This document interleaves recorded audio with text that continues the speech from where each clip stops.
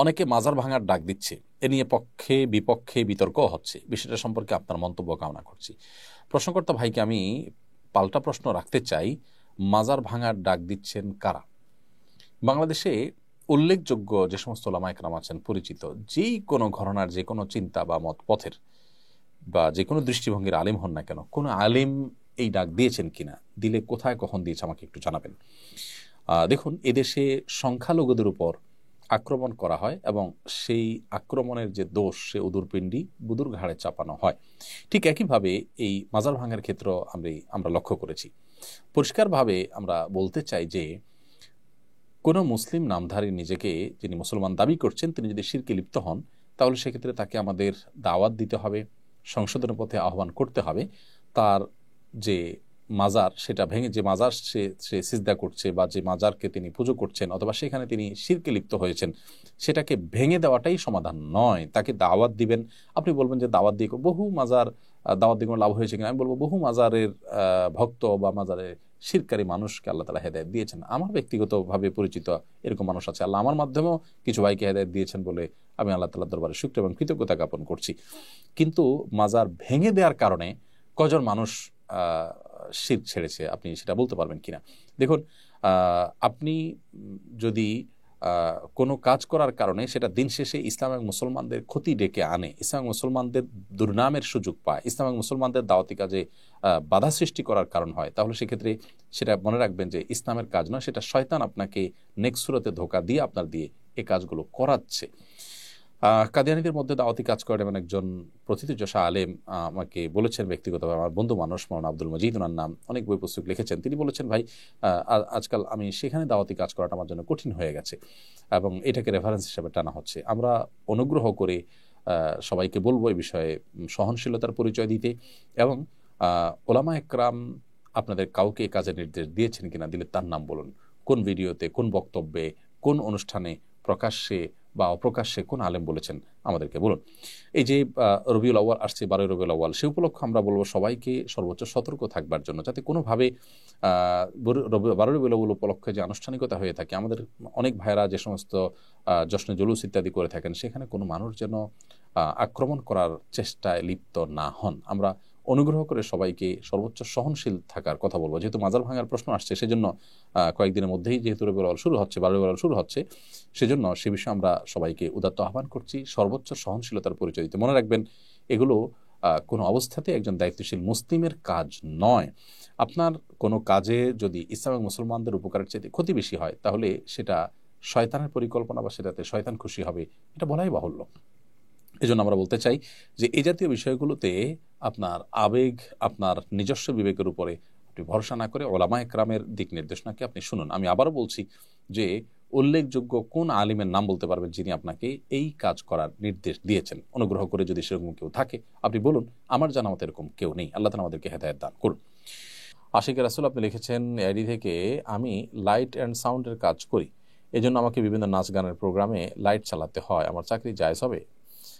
ভাই, অবশ্যই আপনার চাকরি জায়েজ হবে না, কারণ সেখানে নাচ গান হারাম যে কাজগুলো হয়, আপনি সেখানে লাইটিংয়ের কাজ করে মূলত একটা গুনাহের কাজের সহযোগী হচ্ছেন, যেটা একজন মুসলমান হতে পারে না। আল্লাহ বলেছেন, ওয়ালা তাআওয়ানু আলাল ইসমি ওয়াল উদওয়ান, তোমরা পাপ এবং সীমা লঙ্ঘনের কাজে একে অন্যের সহযোগী হইও না। সেই জায়গা থেকে আপনার জন্য এটা করা জায়েজ হবে না।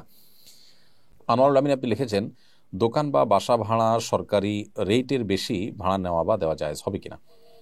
দোকান বা বাসা ভাড়ার ক্ষেত্রে সরকারি যে রেট আছে, সেই রেটের অতিরিক্ত আপনি যদি নেন, সরকার যদি কোনো জায়গায় ধার্য করে থাকে ন্যায্য মূল্য যেন নিশ্চিত করা যায় সেজন্য, তাহলে সেটা আপনার জন্য, এরকম পরিস্থিতি আপনার জন্য অতিরিক্ত টাকা নেওয়া জায়েজ হবে না। কারণ হলো ন্যায্যতার যে সীমানা, সেটা যদি ঠিক করে দেওয়া হয় এবং মানুষের কল্যাণে যদি করা হয়, সেটাকে মান্য করা উচিত। এবং সেটাকে অমান্য করার মানে হলো যে আপনি অনৈতিকভাবে বা অন্যায়ভাবে মানুষের কাছ থেকে অর্থ উপার্জন করতে চাচ্ছেন, এই জন্য এটা জায়েজ হবে না, এটা অনুচিত হবে। বিশেষ করে ন্যায্য ভাড়ার অতিরিক্ত যদি আপনি নেন, সেটা অনৈতিক হবে। এই জন্য আল্লাহকে ভয় করা উচিত। তবে যদি এমন হয় যে উভয় পক্ষ, ক্রেতা বিক্রেতা, আপনারা সম্মত হয়েছে এটার উপরে, সরকারের রেট আসলে কেউই ভাড়া দেয় এটাই না, বা অযৌক্তিকভাবে সরকারের রেট নির্ধারিত হয়েছে, এটাতে দেয়া সম্ভব না ইত্যাদি ইত্যাদি যদি হয়, তাহলে সেক্ষেত্রে উভয় পক্ষের সম্মতিতে সেটি জায়েজ হবে। আর যদি সরকার যেটা নির্ধারণ করেছে সেটা আসলে অযৌক্তিক নয়, তাহলে সেক্ষেত্রে সেটা মান্য করা উচিত। বিশেষ করে জমি কেনা বেচার ক্ষেত্রে আমরা জানি সরকারি যে রেট আছে সেটা আসলে কোনো যৌক্তিক রেট নয়। বিশেষ করে শহরাঞ্চলে জমির যে সরকারি রেট আছে অনেক কম। কোথাও হয়তো একসময় ইয়ে ছিল, পুকুর ছিল বা গর্ত ছিল, সেই হিসাবে সরকারি রেট সেখানে নির্ধারিত হয়েছে। এখন সেটা খুব ভরাট জায়গা, সুন্দর দামি জায়গা, সেটা বহুগুণ বেশি এখন বিক্রি হচ্ছে। এখন কেউ সরকারি দামে কিনতে বা বিক্রি করতে বাধ্য নয়। এরপর প্রশ্ন হলো, বর্তমান পরিস্থিতিতে অনেকে আইন হাতে তুলে নিচ্ছে, যাদের ব্যাপারে মানুষ সংঘবদ্ধ হয়ে আঘাত করছে, তারা জালিম। তবু আহ, তারা আইন নিজের হাতে তুলে নেওয়া সংগত হচ্ছে কিনা? কেউ যদি অন্যায় করেও তারপর আইন হাতে তোলা জায়েজ নেই, কারণ এর মধ্য দিয়ে একটা সমাজ বিশৃঙ্খল হয়, এর মধ্য দিয়ে অনেক অন্যায়ের পথ সুগম হয়।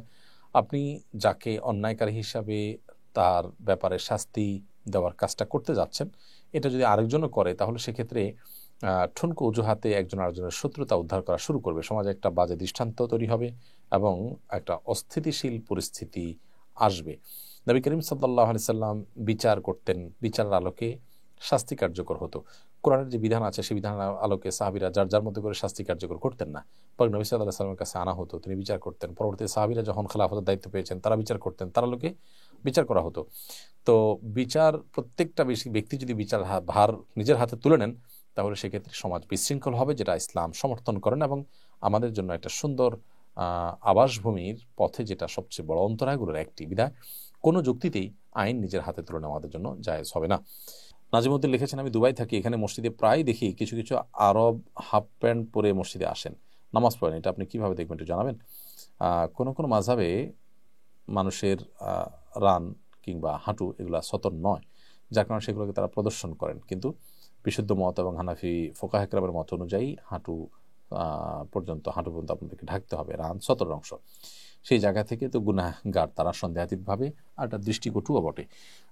সেই জায়গা থেকে এরকম করা যাবে না।